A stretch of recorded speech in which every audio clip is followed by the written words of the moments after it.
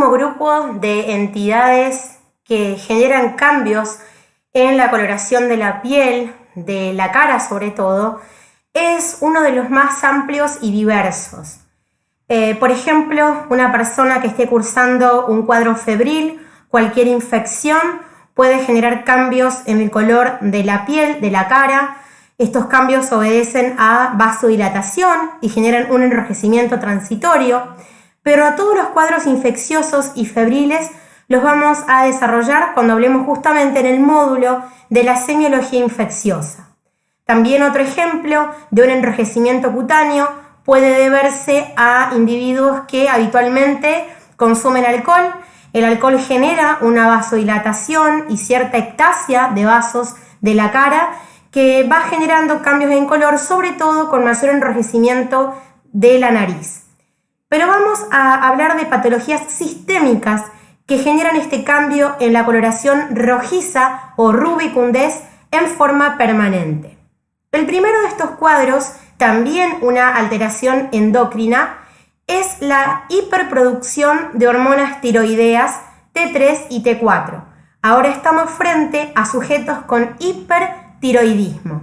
La mayoría de las veces, como está marcado aquí, es un aumento en la función de la glándula tiroidea por un daño propio en la glándula, lo que lleva a un cuadro de hipertiroidismo. Pero nuevamente decimos lo que venimos repitiendo en las últimas entidades. También puede haber un hipertiroidismo por patologías hipotalámicas o de la hipófisis que hiperestimulan a la glándula tiroides.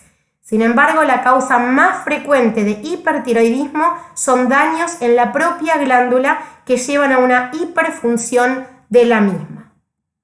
¿Con qué nos vamos a encontrar acá? Con pacientes que tienen acelerado todo su metabolismo basal. Son individuos que parece que van por la vida exprimiendo al máximo su sistema cardiovascular, su sistema nervioso y el organismo en general.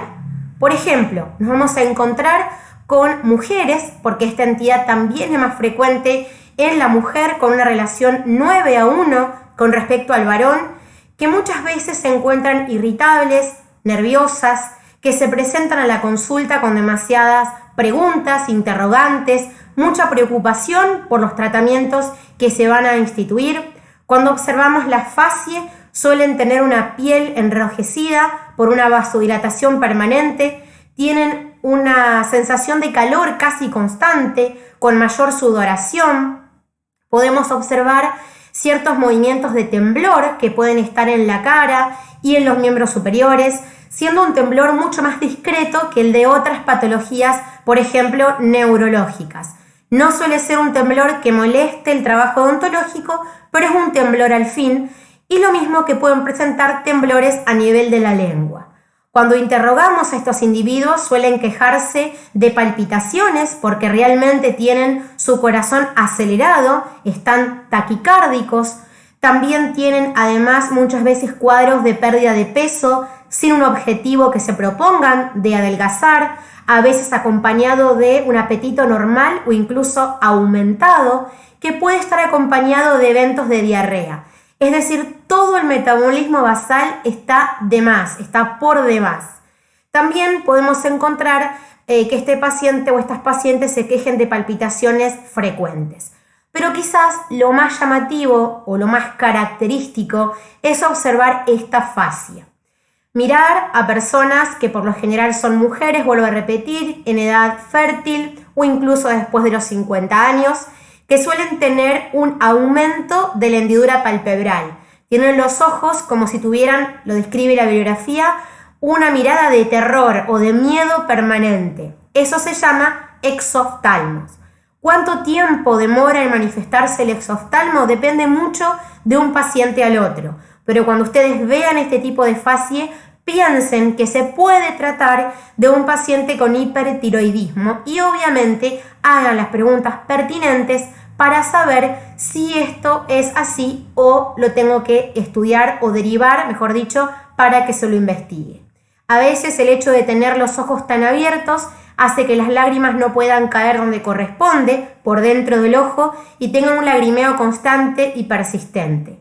Otro hallazgo de estas personas suele ser que tienen la presión arterial elevada, son hipertensos y a veces están medicados para la hipertensión y esto genera, como lo vas a ver en años sucesivos, cambios también a nivel bucal. Otros hallazgos que podemos encontrar, además de esta facie o mirada de terror, puede ser también osteoporosis. Esta osteoporosis es más marcada a nivel de los maxilares.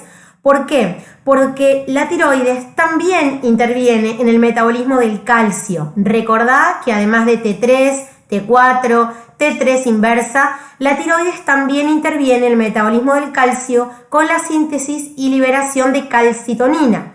Estos pacientes pueden tener trastornos a nivel del metabolismo cálcico y también tener, al igual que otros pacientes que ya hemos estado estudiando, alteraciones en el hueso alveolar con mayor destrucción y resorción del mismo. Otro cuadro también mucho más frecuente en la mujer que en el varón y también que suele aparecer en edades de jóvenes, 20, 30, 40 años, es el lupus eritematoso. Vas a encontrarte en la bibliografía con mucha información del lupus. Solamente aquí seleccioné y destaco la que te puede interesar como odontólogo. El lupus es una enfermedad autoinmune. Como todos estos cuadros, nuevamente decimos afecta más a la mujer. Pero tiene una particularidad y el nombre lo dice, lupus eritematoso sistémico. Lupus porque muchas veces proviene de la palabra lobo y eritematoso es justamente porque la persona tiene un color rojizo. Eritema es una coloración rojiza de la piel y esto es algo bastante característico. Y la palabra sistémico justamente hace referencia a que los individuos que padecen lupus eritematoso suelen tener anticuerpos que reaccionan contra una gran variedad de tejidos. A diferencia de otras entidades autoinmunes que estuvimos viendo en la clase de hoy que afectan algún tejido en particular, el lupus puede agredir al sistema nervioso, a la piel, articulaciones, vasos, riñones, etcétera, etcétera, y también dar manifestaciones a nivel bucal.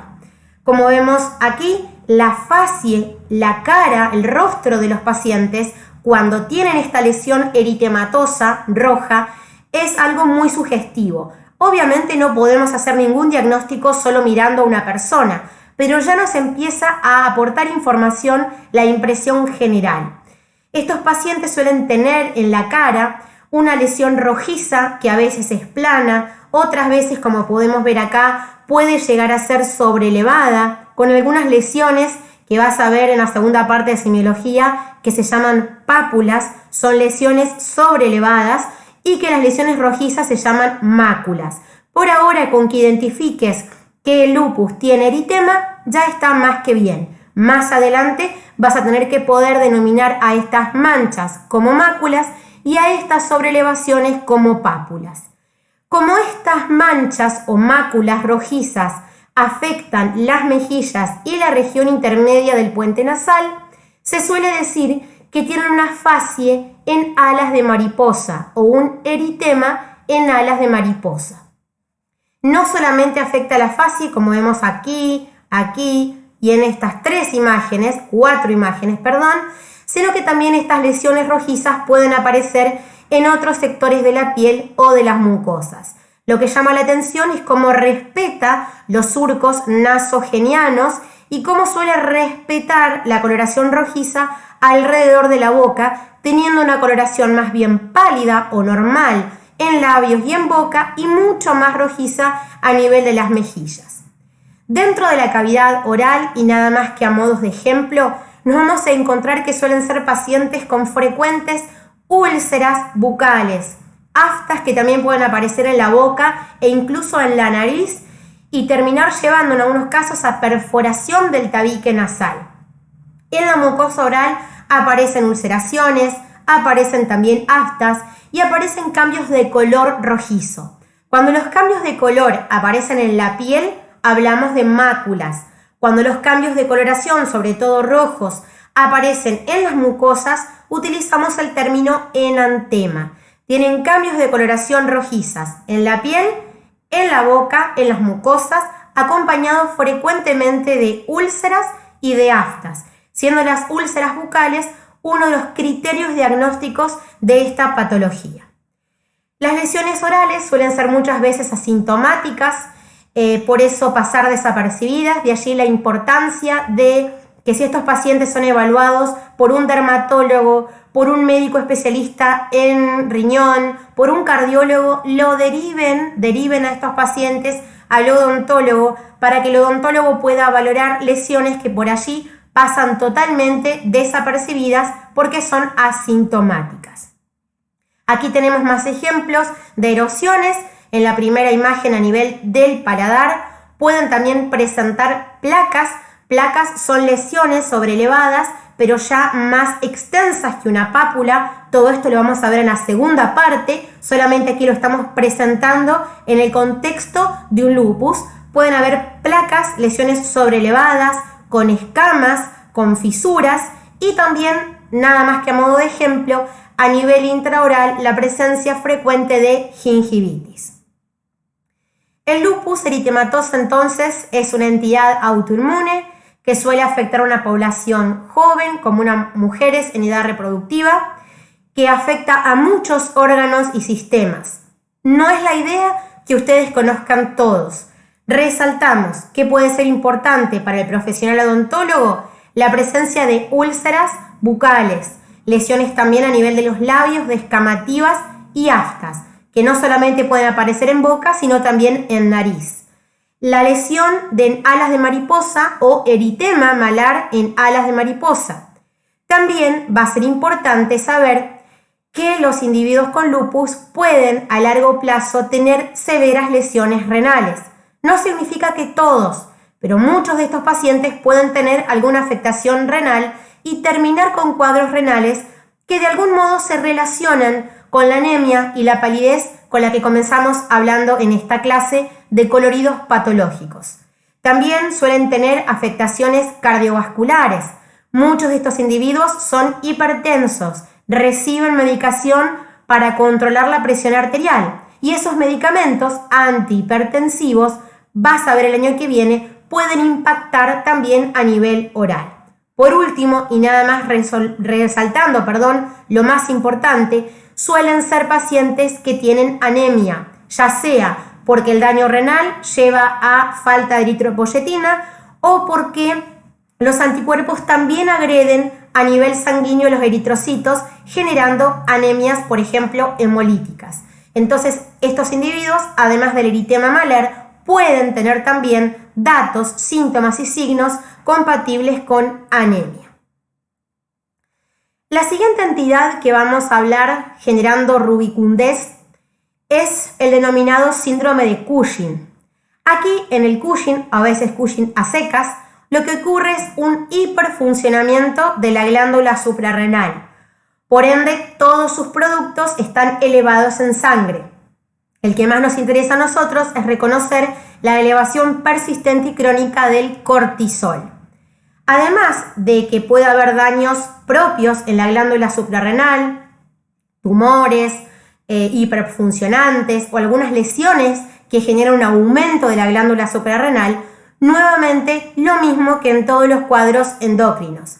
Puede ser que las glándulas suprarrenales estén sanas, pero que la hipófisis o el hipotálamo estén generando una hiperfunción de la glándula por un daño hipotálamo hipofisario. Otra posibilidad que nos genere Cushing es el uso crónico y persistente a larga data de corticoides. Como vimos, la enfermedad de Addison es exactamente lo contrario a la enfermedad de Cushing. ¿Cuál es la característica que suelen tener estos individuos? Es muy clave la imagen facial que suelen mostrar. Esta cara, esta facie, se denomina cara o facie en luna llena. Tienen un gran aumento de tejido adiposo, no solamente en la cara, sino como vamos a ver, el tejido adiposo aumenta también a nivel de la región cervical posterior y de la parte superior del tórax, y suelen tener de forma bastante marcada una cicatrización mucho más lenta de todos los procesos, ya sean traumáticos o terapéuticos que puedan involucrar la cicatrización. Tienen mucho más lento el mecanismo de la cicatrización. Acá vemos un ejemplo de cómo les decía recién, aumenta el tejido adiposo, no solamente en la facie de luna llena, sino también a nivel del dorso. Eso se denomina joroba o jiba dorsal. El aumento de los corticoides también puede llevar a pérdida ósea, a destrucción ósea, a mayor tendencia a la osteoporosis, huesos poco mineralizados, huesos que son débiles por un exceso de corticoides. Y en la piel suelen haber dos hallazgos: la tendencia a tener hematomas que pueden aparecer en la cara o incluso dentro de la boca, hematomas, y también la presencia de estrías. Las estrías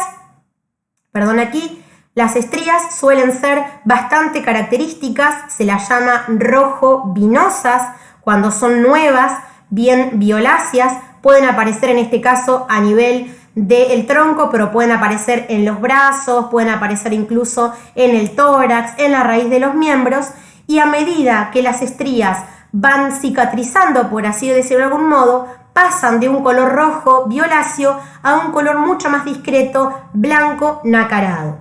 Por último, otro hallazgo que pueden encontrar ustedes en la facie, además de una facie en luna llena, es un aumento del vello. A nivel facial, esto obviamente es mucho más notorio en una mujer que en un varón, y ese aumento del vello facial, que puede ser generalizado o en algunos sectores, se denomina hirsutismo. Con esto entonces hemos finalizado el estudio de la coloración de nuestros pacientes. Nos vemos en la próxima clase.